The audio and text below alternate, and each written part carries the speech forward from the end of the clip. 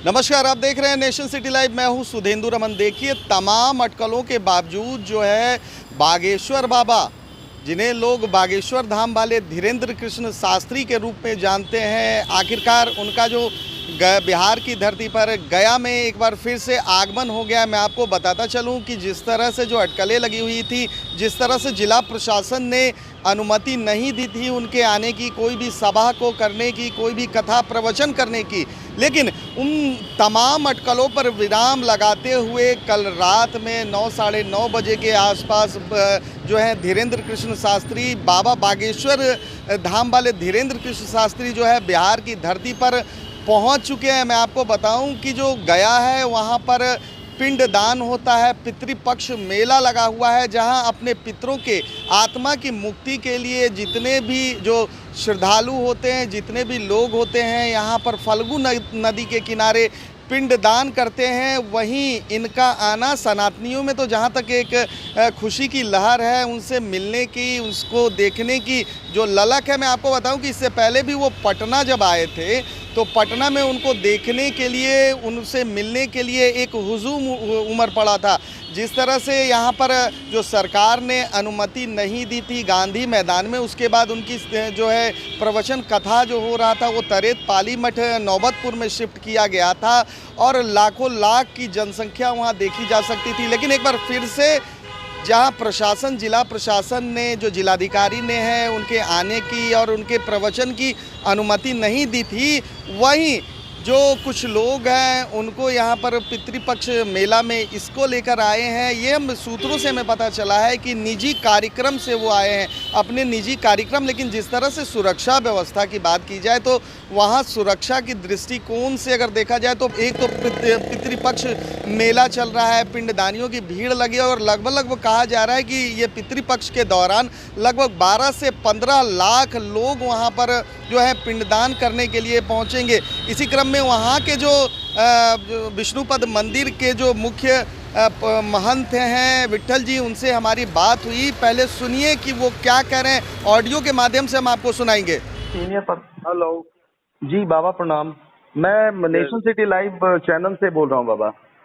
हाँ बोलिए। बाबा आपसे बात करनी थी कि मैंने सुना है कि कल बाबा बागेश्वर धाम वाले धीरेन्द्र कृष्ण शास्त्री आ रहे हैं कुछ लोगों का शायद तर्पण करवाने के लिए। हेलो। हाँ ठीक ठीक है, बोलिए। तो बाबा तो ये अधिकार तो आप लोगों का है, फिर क्या बाहरी लोगों को परमिशन है वहाँ पर आकर अपने पुरोहित को लेकर या खुद लेकर लोगों का तर्पण करवाने का? नहीं, पुरोहित तर्पण तो करा सकते हैं, तर्पण तो पुरोहित ही कराएंगे। हम लोग भी किसी पुरोहित को ही देते हैं कराने के लिए, लेकिन उनको पहले जो है हमसे जो है आज्ञा लेना पड़ता है। तो क्या उन्होंने आज्ञा जजमान को? तो वो उनके पंडा जो है क्षेत्र के, वो पंडा जाने ना, हमारे जजमान तो है नहीं कि हमसे आज्ञा लेंगे। उनके जो पंडा है वो जाने उनसे क्या उनसे बात हुई है। क्योंकि बाबा मैंने सुना है कि मैं एक वीडियो देख रहा था अभी, तो वीडियो में देख रहा था कि एक हॉल से, एसी हॉल से वो तर्पण करवा रहे हैं। कोई एक पहले भी बाबा आए हुए हैं, राजेश्वर गुरु जी, और कल संध्या वेला में धीरेन्द्र कृष्ण शास्त्री आएंगे।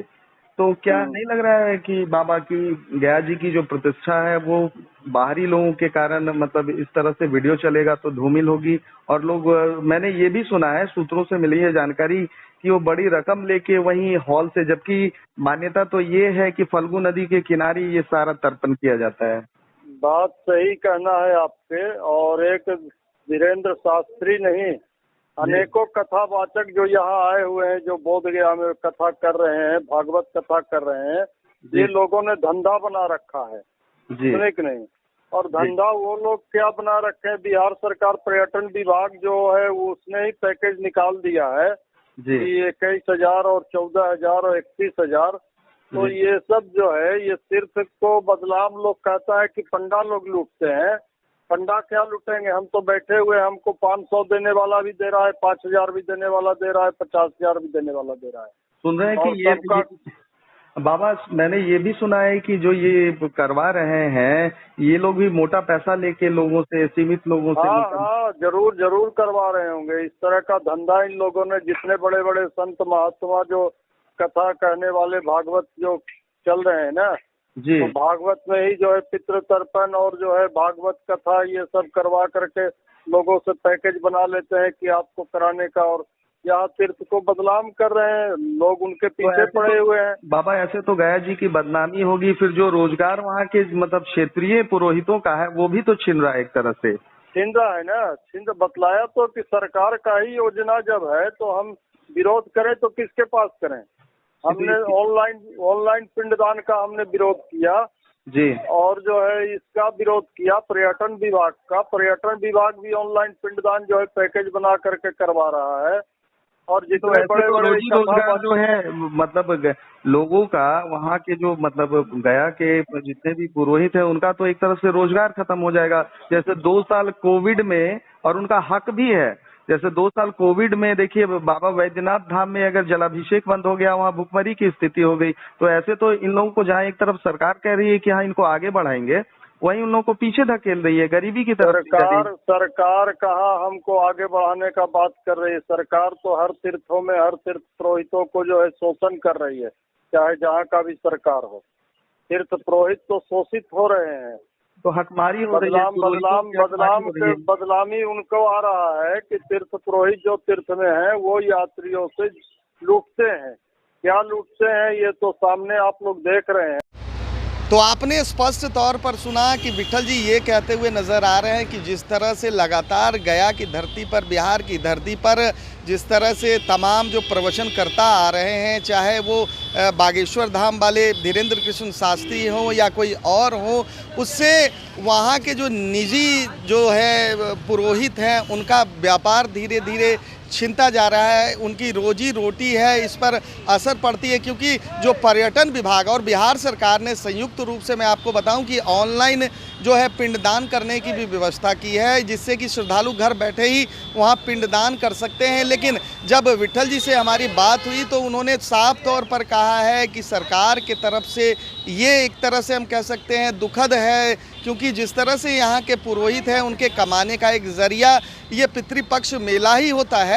और उसके बाद भी जिस तरह से जो है ऑनलाइन पूजा पाठ पिंडदान कराया जाता है। लेकिन सबसे बड़ा सवाल जो ये है अभी उभर कर आ रहा है कि आखिरकार जिला प्रशासन ने जब उनके आने की अनुमति, प्रवचन करने की अनुमति नहीं दी थी, तो आखिरकार जो वो निजी यात्रा को लेकर आए हैं, बताया ऐसा जाता है कि वहाँ भी कुछ लोगों को वो पिंडदान करवाएंगे। देखिए सनातनियों का बड़ा हुजूम उनके साथ है, सनातनियों की श्रद्धा उनके साथ है, लगातार सनातन को लेकर वो बयान देते आए हैं, सनातन के पक्ष में वो बयान देते आए हैं। लेकिन जिस तरह से वो आ रहे हैं और सुरक्षा मानकों को लेकर पहले ही जिलाधिकारी ने ये सचेत कर दिया था कि उनके प्रवचन करने की अनुमति नहीं मिलेगी। आखिरकार उन सब चीज़ों पर विराम लगाते हुए जो है धीरेंद्र कृष्ण शास्त्री जो है बिहार आ पहुँचे हैं, गया आ पहुँचे हैं। और देखना अब ये होगा कि जिस तरह से वो आए हैं और कहीं सुरक्षा में अगर कोई अनदेखी होती है तो लगातार जो सनातन पर हमला हो रहा है, सनातनियों पर